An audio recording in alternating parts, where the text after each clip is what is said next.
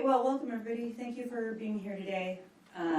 As you already know, today we are announcing charges filed pursuant to our investigation into the fraudulent signature petitions compiled for 9 campaigns here in Michigan during the 2022 election cycle. I'm joined up here today by the department's Chief Deputy, Fadwa Hammoud, Criminal Bureau Chief Brian Oskowitz, our Assistant AG, who is handling the case, Chris Kessel, and Aubrey Sargent, who's our Chief of our Investigations Division. In Michigan, candidates for state and federal office must submit a sufficient number of valid signatures of registered voters in the state or in the county or district to the Bureau of Elections and within the Michigan Department of State. Now, this measure requires candidates to demonstrate that they have a significant base of support, as evidenced by their ability to obtain the requisite number of voters who support their candidacy, and the grassroots support to collect the number of signatures, or the financial support to contract a business to do so for them. And this is no small undertaking, nor is it really meant to be. It often requires a good deal of money to pay field staff or a service provider to collect signatures, and just as importantly, to validate the authenticity of the collected signatures. In this way, Michigan limits the field of candidates for our elected offices to only those with demonstrated broad support and the capacity to win, and this is especially important for a statewide office, and in this case, the highest constitutional officer in the state of Michigan. During the 2022 election cycle, the bar was set at 15,000 valid signatures in order to qualify for the ballot for a statewide office. And that was a recent reduction from the previous threshold, which had been 30,000. And you might remember in the Chris Gravelin case from the 2018 election cycle, there was a challenge, and it was reduced from 30,000 to 15,000. Not everyone remembers that, but I do. So for the circuit and probate courts in Wayne and Oakland counties, the threshold is 4,000 signatures. So to this end, most campaigns will seek and contract with vendors, business entities that serve as experts on signature collection and validation to fulfill this essential function. And these business entities take on the work for large sums of money paid by campaigns because it's hard to do. It requires a large operation, an oversight, and a niche and specialized expertise is needed to assure that the signatures are valid and numerous enough to satisfy the ballot eligibility requirements. When those who operate these businesses pervert the process and commit outright fraud and forgery, and in doing so, swindle their clients out of tens or even hundreds of thousands of dollars, these bad actors must be held accountable, and the criminal penalties should be significant. So what we're here to announce is that under arrest and arrested yesterday are Sean Wilmoth and Jamie Wilmoth Gooden, who were arrested yesterday. They will be arraigned before the 37th District Court today at 1 p.m. The third defendant, Willie Reed, has not yet been taken into custody, but the U.S. Marshals are out there looking for him. Strongly suggest to Mr. Reed that he turn himself in as quickly as possible. And I will say this, it will likely affect the conditions of his bond if he does not turn himself in. I assume with all the publicity on this, he knows at this point that he's a wanted man. So the accusations are that for these 3 individuals, that they defrauded the gubernatorial campaigns of Perry Johnson, James Craig, Donna Brandenburg, Michael Brown, Ryan Kelly, and Michael Markey, as well as judicial candidates Tricia Dare, John Cahalan, and John Michael Malone. Now, the charges allege that Sean Wilmoth and Jamie Wilmoth Gooden and also Willie Reed committed crimes as part of a criminal conspiracy. And they will each face 8 counts of false pretenses, 8 counts of use of a computer to commit a crime, 8 counts of election law fraud, and 1 count of conducting a criminal enterprise. Sean Wilmoth and Willie Reed will each additionally face 1 count of larceny by conversion and another count of using a computer to commit a crime. Sean Wilmoth also will be charged as a habitual offender, a habitual third. So we believe these defendants conducted a criminal enterprise via 3 business entities: First Choice LLC, Mac Douglas LLC, and Petitions Reed LLC, which the defendants either owned or worked for. The defendants presented these businesses as providing legitimate signature gathering services for political campaigns. In reality, the defendants, through their companies, knowingly and falsely misrepresented their ability and ultimately their efforts to deliver nominating petition signatures for 9 Michigan campaigns who paid hundreds of thousands of dollars for petitions with guaranteed valid voter signatures. What they actually received, though, were hundreds of petitions chock full of thousands of fraudulent signatures. Signatures the defendants knew to be fraudulent. Now, these signatures ran the gamut from merely suspicious-looking to flagrant forgeries. And despite the obvious deficiencies in the petitions, the defendants still delivered them to the candidates, knowing that they were going to be submitted to the Michigan Bureau of Elections. And as a direct result of this fraud, 7 candidates, 7 of the candidates were disqualified from the ballot. One of the candidates discovered the fraud and decided not to submit them to the Bureau of Elections at all. Our investigation has identified over $700,000 in payments from the 9 campaigns that were paid to these entities for signature collection and verification purposes. In most cases, with the explicit expectation and in guarantee of specified validity rates. Now, the allegations are that Sean Wilmoth, Jamie Wilmoth Gooden, and Willie Reed knowingly and intentionally deceived their clients, took their money, provided fabricated petition signatures, and delivered them as the quality product of their companies. In doing so, they eliminated their clients' campaign prospects for public office, and in doing so, denied Michigan voters the ability or opportunity to vote for any of these candidates, some of whom have been campaigning for over a year for these positions. In the end, the actions of the defendants cost 5 gubernatorial candidates their shot at the ballot as they sought the Republican nomination for governor of the state of Michigan. And likewise, it cost 3 nonpartisan judicial candidates their ability to appear on the ballot in Oakland and Wayne counties. 7 of these candidates were disqualified from the August 2022 primary ballot due to insufficient signatures. The 9th candidate, a 6th candidate for governor, Ryan Kelly, was also a victim. And after paying the defendants $15,000, he received absolutely nothing for his money, 0 signatures, in fact.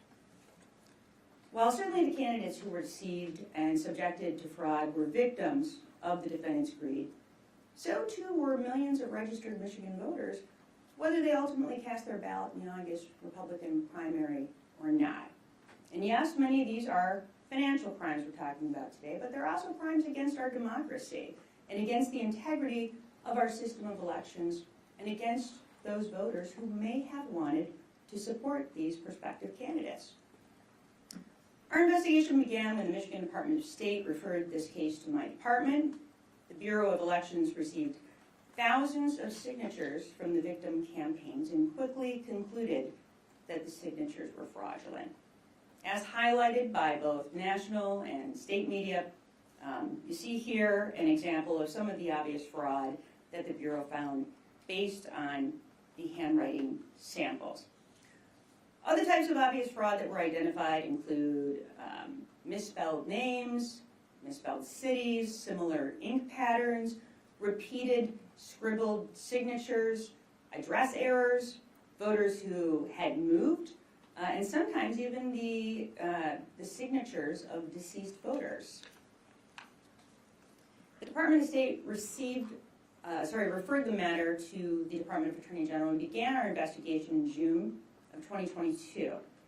Now, throughout the course of our investigation, we spoke with candidates and representatives of their campaigns, business associates or employees of the three defendants, and experts in the field of signature gathering efforts and election processes.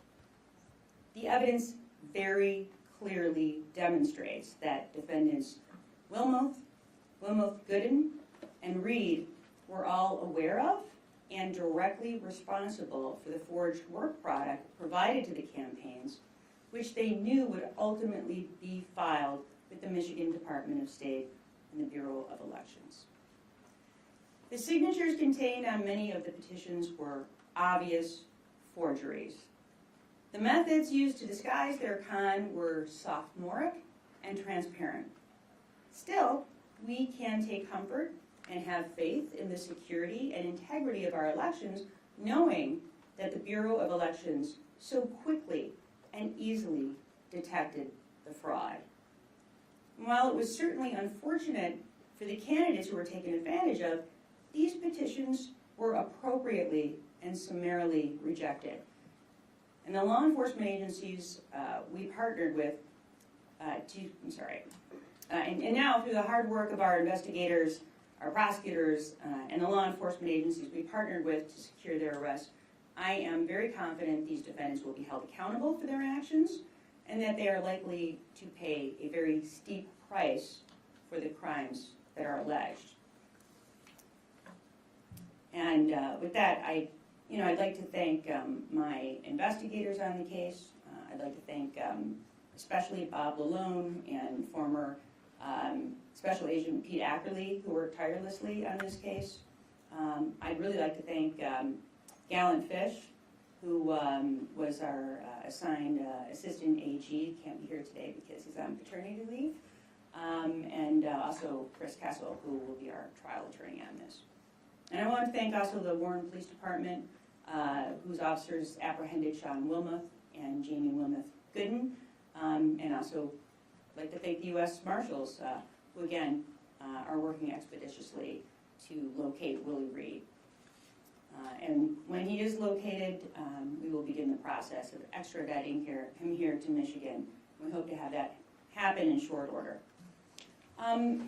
Before I wrap this up, I'd really like to take a moment to caution prospective political candidates and their staff. Please, vet your vendors. Look into the people in campaigns you are trusting with the vital elements of your campaign and with the many thousands of dollars you and your donors have pledged and spent. While there are many legitimate businesses and consultants, there are also bad actors, criminals, and fraudsters in any and every arena where large sums of money are being quickly spent. Political campaigns, as public and regulated as they may be, are no exception, and the charges we are discussing here today should be a clear warning sign to all who seek these services, either as a candidate, as a consultant, or a proponent of a ballot proposal.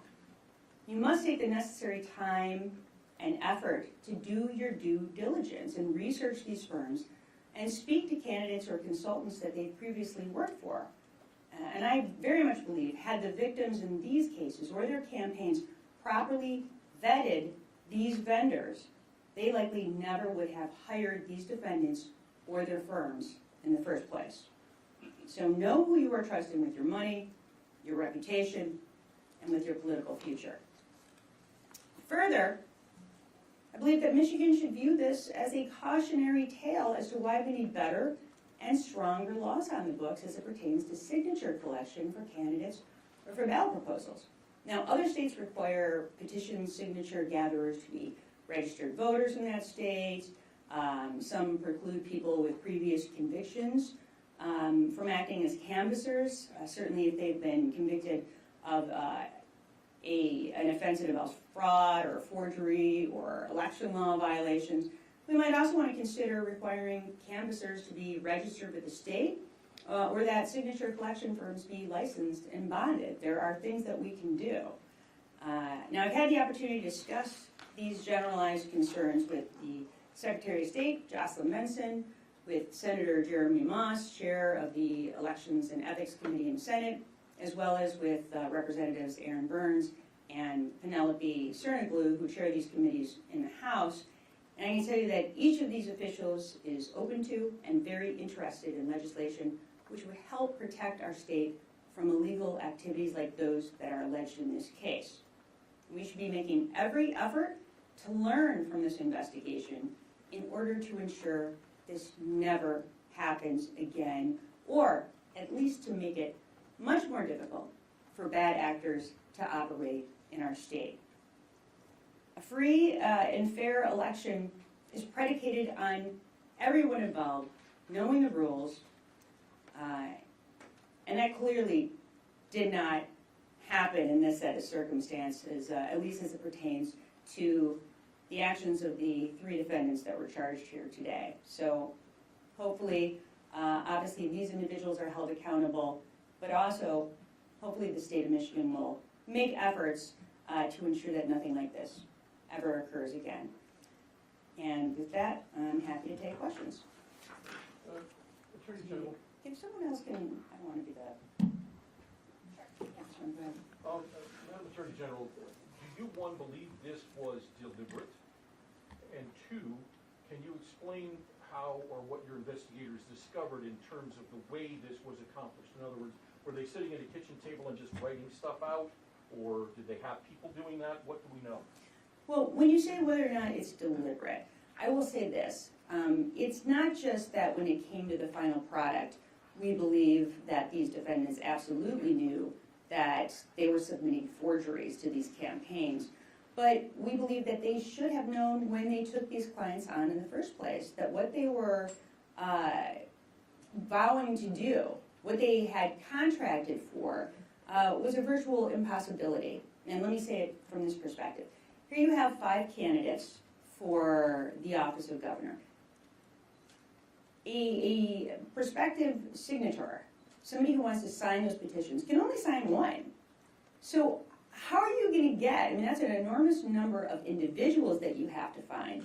And with ballot proposals, and you know, we've seen this regularly, I saw it certainly in the 2022 election, you might have a person who's gathering signatures for ballot proposals carry 5 different proposals. And they can do that, and they can have one person sign all 3, 4, 5, 6 of those, and there's nothing illegal about that.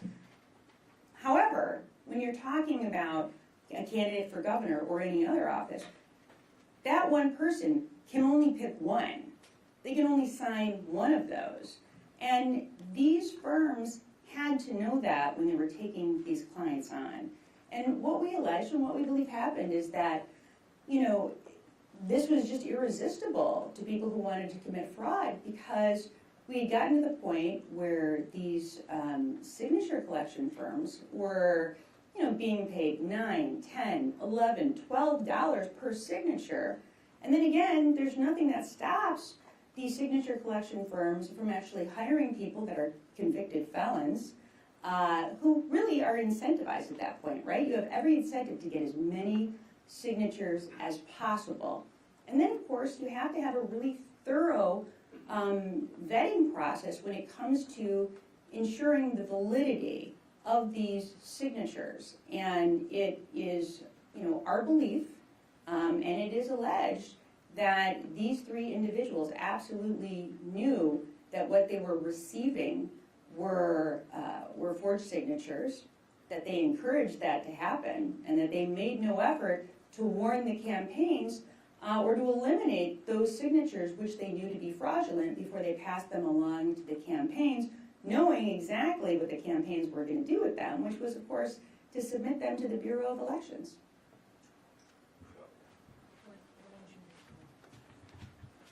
Sure. Attorney General, do you believe these three individuals actually forged signatures themselves, and why are none of the actual circulators, which the Bureau of Elections identified, charged in this case? Well, we're not ruling that out, the investigation is ongoing. These are the three principal actors, right? These are the folks that got paid the big bucks. These are the ones that orchestrated everything. There certainly are lesser offenders who also committed crimes, and our investigation has not concluded, and it may well be that some of those individuals are charged, and some of them may serve as witnesses in this case. But we thought what was really important, because these signature collection firms that are the bad actors, they often they'll go from state to state. They will frequently dissolve whatever their entity is, and then reform as a new entity. And before we get into a new election cycle, we thought it was very important that, first of all, we get the principal actors charged. And secondly, to be honest with you, I see Rep. Cernoglu's here with us today, to make sure that we're putting the laws into place so that we know this can't happen again. And we want that to happen sooner rather than later. So yes, we could have waited until we had, charged and apprehended every single one of the, the signature collectors. But we thought it was most important that we conclude the investigation as it pertained to the worst actors, who, but for them, none of this would have occurred. Rick? Do you think that all three of these people are Michigan residents, and by talking about the U.S. Marshals, we can assume Mr. Reed you anticipate is not in the state? That's correct. But they all three are from Michigan. Well, two of them are from Michigan, right? Two of them live in Michigan. Okay.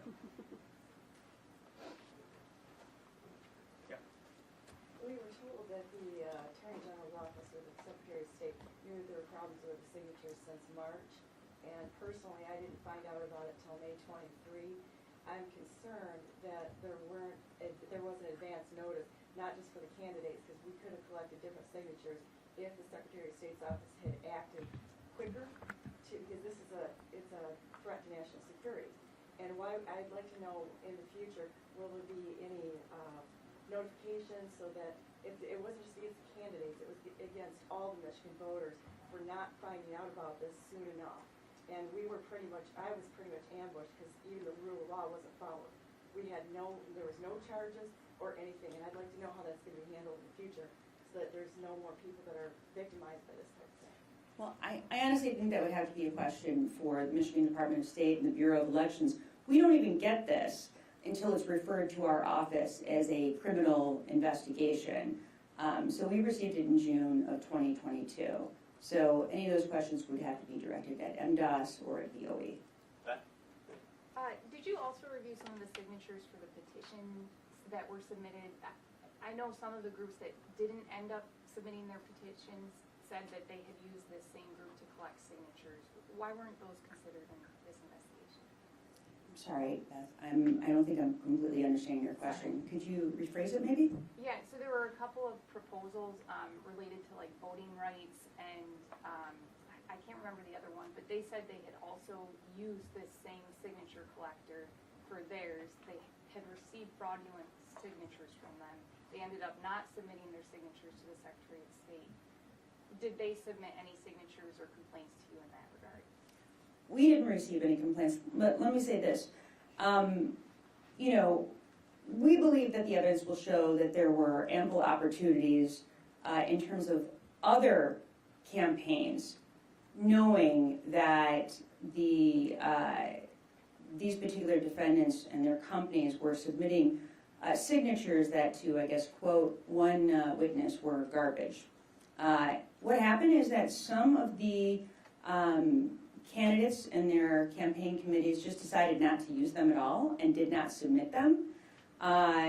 because they knew there was an issue with them. I would say that there were probably some, and this is my speculation, but you can confirm this by talking to the candidates and their committees. I think that some candidates were sort of under the gun in that they didn't have much time and they just had to get these submitted as quickly as possible and perhaps didn't take the time, maybe they didn't have the time to properly vet them, to ensure that there were no issues, no forgeries, no suspicious signatures. And others didn't have that time and just, took these defendants at their word. And again, the guarantee that was made was that 70% of these are going to be accurate. And I think the contracts will be a part of the evidence in this case, but, you take a vendor at their word that 70% of those are going to be accurate. And that seemingly is what some of these candidates did. But others did take the time to review, and I think the evidence is going to show that there was, in fact, one judicial candidate that just did not submit their signatures at all and just decided, well, I guess I'm not going to be on the ballot because it was so clear that there were some forgeries. Yes. Sorry, all the way back here. Elmeyer, CBS News Detroit. I'm curious if there is any sort of financial restitution. Are these candidates going to get any of this money back, or is it off with the wind? So in every single case where we have victims who suffer financially and suffer financial losses, we always ask for restitution to be part of any sentence. And we will do so again here in the event that we receive convictions. Two questions tied together. If the candidates had vetted these particular companies in advance, what would they have found? And also, what did these people spend the money on after they got it? Well, firstly, I can't answer as to how the defendants spent their, what I would call, ill-gotten gains. But I will say that, yes, it is our belief that the way that some of these campaigns reviewed the signatures and saw that there were obvious forgeries, that had all the campaigns had the opportunity to do that, they probably would have seen the same thing. I can't speak for whoever was working on those campaigns and whoever was conducting that review. All I can say is that it was apparently obvious to the BOE and obvious to our department when we looked at these signatures that there were many, many forgeries involved. May I just follow up?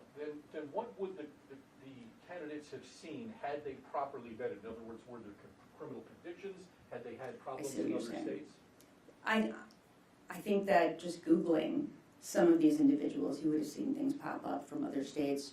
One individual is charged as a habitual offender for election law violations in another state. So in some of these instances, I think it would have been quite easy to ascertain that this was probably not a good choice for somebody who was, charged with this incredibly important responsibility. Again, there are so many different people that you hire during the course of a campaign, especially a statewide candidate. I would say one of the most important is whoever is collecting your signatures, because without them, you're not going to make it on the ballot in the first place.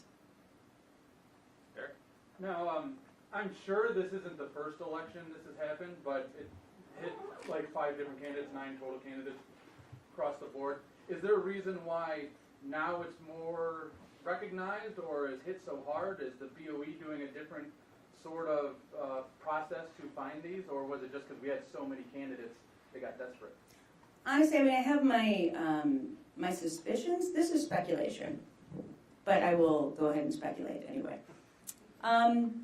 We had a lot of candidates running for office, especially when you look at the number of individuals that were running for governor on the Republican side. And in all honestly, the number of people who had never run for office before. And there are some lessons learned, I think, by folks once they've run for office a couple times or even once, and you learn things that you really need to be careful about or concerns. And I think, honestly, just a lot of these candidates got taken because they were political neophytes and they'd never done this before. And I think some of them probably relied on consultants they had hired who may have failed them. And others perhaps were just in a real rush to get these signatures in so that they could appear on the ballot. But I think that part of the reason that you're seeing so much fraud is because you had so many candidates that were running in the first place, and again, so many candidates that didn't have the experience to know differently. And I think perhaps cause and effect, maybe that's one of the reasons why it got so expensive per signature. I have never seen, signatures that, were so expensive. And so I think it incentivizes the fraud because there's a lot of money to be made when you are charging that much money per signature. So I think it was sort of the perfect storm for all of this to occur. All right, that's our last question. Jonathan, thank you. Sure, just a couple of quick detailed questions. What's the relationship between Sean and Jamie? I know they share at least part of the last name. And then what are the maximum sentences these defendants face? And it's Sean as a habitual offender, subject to a longer sentence? Yeah, so firstly, Sean and Jamie are married. Secondly, yes, anytime you have a habitual offender, the amount of time that you can do is increased as a result of that. In terms of the specific offenses and what the penalties are, let me review them. I think there's 27. So. Yeah, I know, but a lot of them are multiple, so. All right, firstly, conducting a criminal enterprise is a 20-year felony. False pretenses, 100,000 or more is a 20-year felony. False pretenses between 50 to 100,000 is a 15-year felony. False pretenses between $20 to $50,000 also a 15-year felony. Let's see. Using a computer to commit a crime is a 10-year. It's a 10-year felony, and that can be served. That can be served consecutive. It's not mandatory that it be consecutive. It's discretionary with the court. Election law forgery, it's 5-year, right? 5-year. Larceny by conversion, also a 5-year. What have I missed? All right, that's everything. Great. So with the consecutive, the maximum would be 30 years if they're... It's not mandatory that it's consecutive. It's up to the judge's discretion. Yeah. Yeah, but each count can be consecutive to the other counts that run concurrently. I just have one short, detailed question. You mentioned earlier 2 of the defendants are Michigan residents. I just wanted to confirm that that is Jim Wilmuth, Goodwin, Sean Wilmuth, Correct. and Mr. Reed is not a Michigan resident. That's my understanding. Great, thank you. Okay. Thanks so much, everybody.